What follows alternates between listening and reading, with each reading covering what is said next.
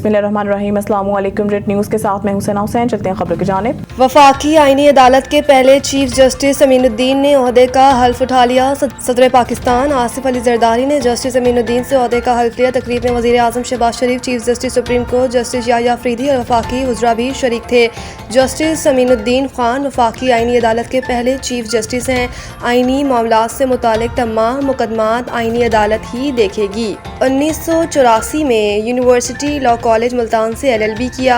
1985 में बाकायदा प्रैक्टिस का लाइसेंस हासिल करके वकालत शुरू की। 1987 में लाहौर हाई कोर्ट और 2001 में सुप्रीम कोर्ट के वकील बने। लाहौर हाई कोर्ट के जज की हैसियत से मुख्तलिफ जामियात के सिंडिकेट के रुकन रहे। भावलपुर, मुल्तान और लाहौर बेंच में हज़ारों दीवानी मुकदमात के फैसले किए। 21 अक्टूबर 2019 को सुप्रीम कोर्ट के जज तैनात हुए। जस्टिस अमीनुद्दीन सुप्रीम कोर्ट में आईनी बेंच के पहले सरबराह भी बने। गुज़िश्ता रोज़ वज़ीर आज़म शहबाज शरीफ की सिफारिश पर सदर पाकिस्तान ने जस्टिस अमीनुद्दीन की बतौर चीफ जस्टिस आईनी अदालत तकर्री की मंजूरी दी थी।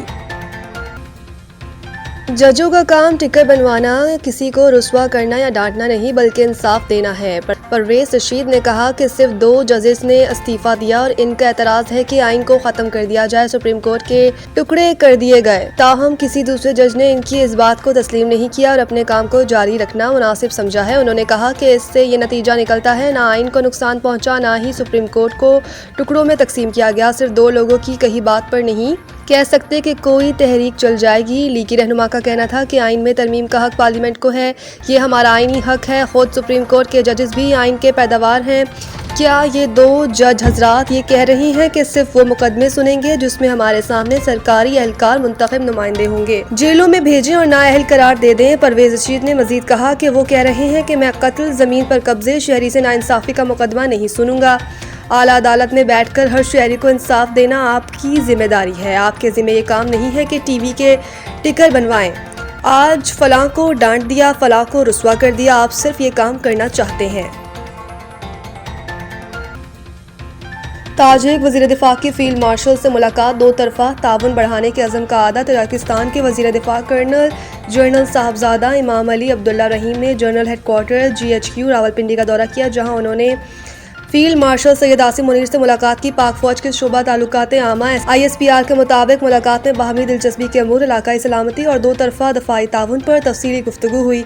दोनों ममालिक ने दोनों अफवाज के दरमियान ताउन मज़ीद बढ़ाने के अज़म का अदा किया। ISPR के एलामिये में बताया गया कि मुलाकात के दौरान फौजी तरबियत, इंसदाद दहशतगर्दी और इलाकाई अमन व इस्तेहकाम जैसे अहम शोबों पर भी इत्तफ़ाक़ राय हुआ। पाकिस्तान के मुसल्लह अफवाज ने खत्ते में अमन के क़याम के लिए नुमायां किरदार अदा किया। इस मौके पर फील्ड मार्शल सैयद आसिम मुनीर ने खत्ते की सलामती और खुशहाली के लिए इज्तिमाई इक़दामात की अहमियत पर जोर देते हुए तजाकिस्तान के साथ दफ़ा और सलामती के शोबों में ताउन मज़ीद बढ़ाने के पाकिस्तान के अज़म को दोहराया। वज़ीर आला KP की मंशियात बनाने और फराहम करने वालों के खिलाफ सख्त कार्रवाई की हिदायत। वज़ीर आला खैबर पख्तूनख्वा सुहेल अफरीदी की सदारत इजलास में मंशियात के सप्लायर्स और मैन्युफैक्चरर्स के खिलाफ कार्रवाई का फैसला किया गया।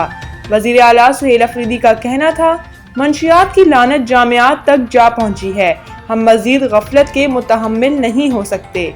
नौजवान नस्ल को मंशियात की लानत से महफूज रखने के लिए इक़दामात करना होंगे। मंशियात बिलखसूस हेरोइन और आइस का जड़ से खात्मा नागुज़ीर है। इन्होंने कहा कि मंशियात की तैयारी और तरसील के खिलाफ कार्रवाई के लिए मरबूत हिकमत अमली इख्तियार की जाएगी। कार्रवाई के लिए महकमों और इदारों पर मुश्तमिल मुश्तरका टीम तश्कील दी जाए। मंशियात के बड़े सप्लायर्स और डीलर्स पर हाथ डालना जरूरी है। सुहेल अफरीदी का कहना था, मंशियात के खिलाफ ज़ीरो टॉलरेंस पॉलिसी और नतीजा खेज कार्रवाई होनी चाहिए। ख्वामख्वाह किसी को तंग न करें, हकीकी बुनियादों पर कार्रवाई करें। हुकूमत ताउन फराहम करेगी। ज़ब्त शुदा मंशियात को तल्फ करना नागुज़ीर है और दोबारा मार्केट में नहीं आनी चाहिए।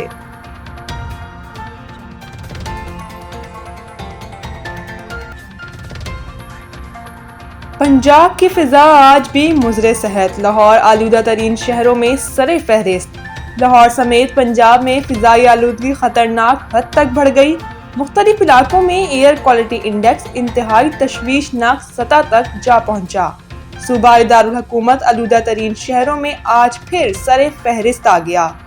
शहर का मजमूई एयर क्वालिटी इंडेक्स 474 को छू गया।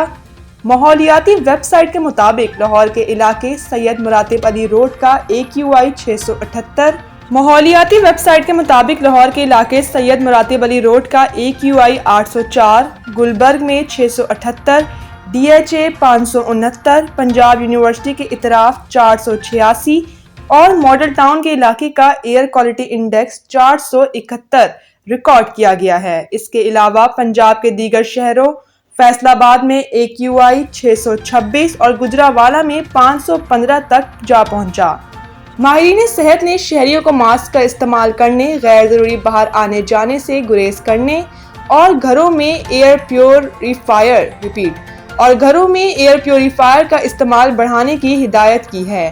ماحولیاتی ماہرین کا کہنا ہے کہ فصلوں کی باقیات جلانے، ٹریفک کے دباؤ اور صنعتی اخراج کا باعث شہر کی فضا بدترین آلودگی کا شکار ہو رہی ہے۔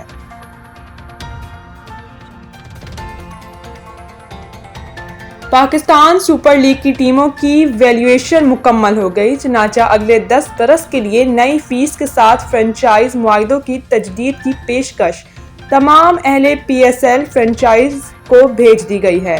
ٹیموں سے کہا گیا ہے کہ وہ مقررہ ڈیڈ لائن کے اندر PSL مینجمنٹ کو اپنے اپنے فیصلے سے آگاہ کریں۔